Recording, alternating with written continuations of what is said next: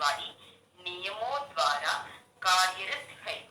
यह नियति के पथ को परिवर्तित कर सकती है, मृतकों को जीवन दान दे सकती है, पर्वतों को समुद्र में फेंक सकती है, नए और मंडलों का सृजन कर सकती है। ईश्वर के प्रतिबिंब के रूप में निर्मित मनुष्य उस सर्वोपरि इच्छा शक्ति से संपन्न है। सही ध्यान के द्वारा दैवीय इच्छा से सामंजस्य स्थापित करना है मनुष्य का उच्चतम कर्तव्य है। अज्ञान द्वारा निर्देशित होने पर मानवीय इच्छा शक्ति हमें पथ भ्रष्ट करती है, जबकि विवेक द्वारा निर्देश होने पर वह दैवी इच्छा से एकरूप हो जाती है। हमारे लिए जो ईश्वरीय योजना है, ये मानव जीवन के संकट में प्राय घूमिल पड़ जाती है और इसलिए हम वह आंतरिक मार्गदर्शन को देते हैं जो हमें दुख का रूपी गहरी कायों से बचा सकता है।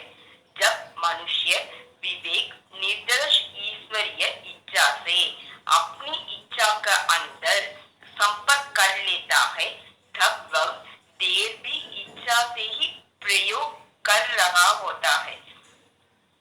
प्राचीन काल के भारतीय ऋषियों द्वारा विकसित ज्ञान की सही विधियों का प्रयोग करके सभी मनुष्य परमपिता की इच्छा से पूर्ण सामंजस्य स्थापित कर सकते हैं। प्रचुरता के महासागर से जिस प्रकार समस्त शक्ति ईश्वर की इच्छा में निहित है, उसी प्रकार संपूर्ण आध्यात्मिक एवं भौतिक उपकार उनके असीम भंडार सीने रत होते हैं। भंडार सेनी रत्न होते हैं। उनकी उपकारों को पाने के लिए आपको अपने मन से अक्षमता और निर्धनता के समस्त विचारों का उन्मूलन करना आवश्यक है। सर्वभूमि मन संपूर्ण है और वह किसी प्रकार की कभी नहीं जानता। कभी समाप्त न होने वाली उस अर्पित तक पहुंचने के लिए आपको प्रचुरता की चेतना बना ही रखनी चाहिए। जब आपको यह भी मालूम ना हो कि कल का भोजन कैसे जुटे, तब भी आपको भयभीत नहीं होना चाहिए। जब आप उत्तरदायित्व के अपने भाग को ठीक से निभाते हैं, ये विश्वास रखते हैं कि ईश्वर अपना उत्तरदायित्व पूर्ण करेंगे, तब आप पाएंगे कि रहस्यांगल भूत हो जाती है। इस आत्मविश्वास और प्रचुरता की चेतना को ध्यान के द्वारा प्राप्त किया जाता है कि चूंकि ईश्वर समस्त मानस शक्ति, शांति और समृद्धि का स्रोत है,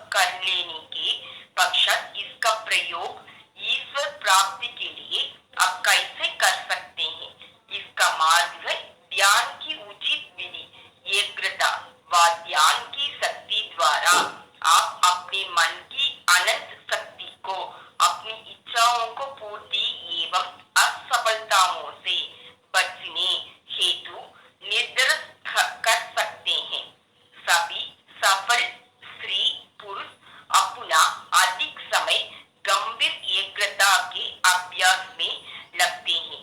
वे अपनी मन की गहराइयों में उतरने में और जिन समस्याओं से उनका सामना करना पड़ता है उनके ठीक समाधान रूपी मोतियों को खोज लेने में समर्थ होते हैं। यदि आप विकट की सभी वस्तुओं से अपने मन को हटाकर एकाग्रता को एक वस्तु पर स्थिर करना सीख ले, तब इच्छित वस्तुओं को कैसे आकर्षित करते हैं यह भी आप जान जाएंगे। मुख्य योजनाओं को प्रारंभ करने से पूर्व स्थिर होकर बैठ जाइए। अपनी इंद्रियों एवं विचारों को शांत कीजिए और गंभीरता पूर्वक ध्यान कीजिए। तब परमात्मा की महान सृजनात्मक शक्ति आपका मार्ग निर्देशन करेगी। उसकी उपरांत अपने लक्ष्य की प्राप्ति के लिए सभी आवश्यक बौद्धिक साधनाओं को